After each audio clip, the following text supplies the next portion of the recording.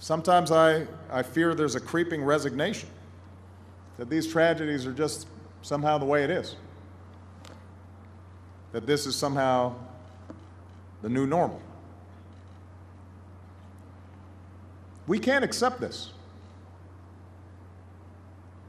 As Americans bound in grief and love, we must insist here today there is nothing normal about innocent men and women being gunned down. The main difference that sets our nation apart, what makes us so susceptible to so many mass shootings, is that we don't do enough, we don't take the basic common sense actions to keep guns out of the hands of criminals and dangerous people. Well, I cannot accept that.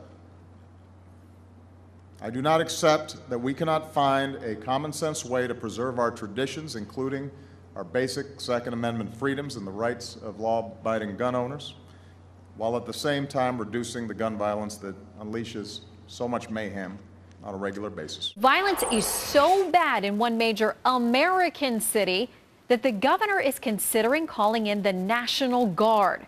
We're going to take a closer look at what that really means. One city may be going to extremes to fight crime.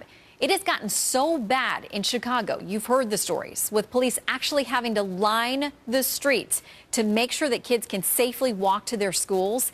Illinois Governor Pat Quinn says he is open to the idea of calling in the National Guard, actually putting armed soldiers on the streets of President Obama's hometown. Under Article 1, Section 8, Congress has 3 constitutional grounds for calling up the militia, what we now understand as the National Guard, to execute the laws of the Union, suppress insurrection, and repel invasions. Brad, there are those who argue that's exactly what's happening in Chicago. There's such a gang influx that things are truly out of control there.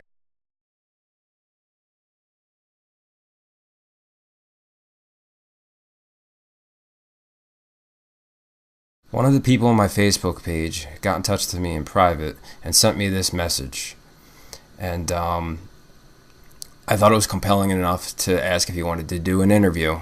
And of course, a link to part 2 of the interview will be at the end of the video. Alright, basically, I woke up yesterday morning.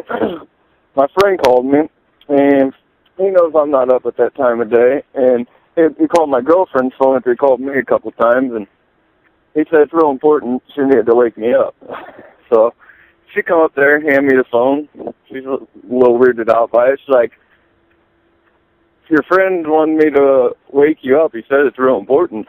So I get up. I'm thinking it had something to do with the cops or something. Well, I get on the phone with him. He says, dude, you're not going to believe what I just saw.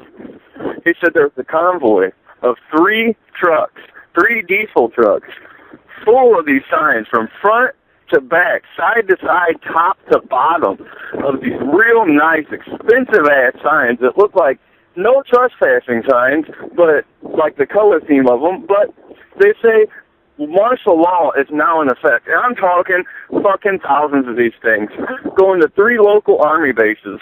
One's right across the highway from where I stay. And, well, they were all 3 dropping off at that warehouse, but they came in a convoy. They could not be separated, and the first truck that dropped off the first load would go with the third truck that dropped off the third load at the third place.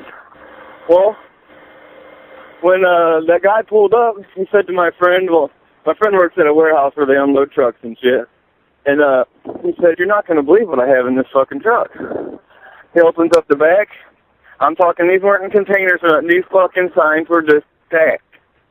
And, well, he got to talk to the guy about it, and the guy said, oh, well, I asked my boss about it. He said that's for a different country. Well, I'm from Illinois. This is the middle of the fucking country. Nothing's going to come here to be shipped over fucking seas. Like, we don't have Abrams tanks and shit coming here to get shipped to fucking Iraq. And my buddy asked him, why are these in English? And the guy said, that's a good question. Well, my friend started trying to take a picture without the guy knowing. The dude, like, fucking spazzed out and was like, oh, I could lose my fucking job and all this shit. Well, he unloaded all the signs on the first truck, and they took off in a convoy again. Basically, he called me scared out of his fucking mind. I mean, these are thousands of signs. Nobody's going to fucking just order a couple thousand signs without knowing something premeditative.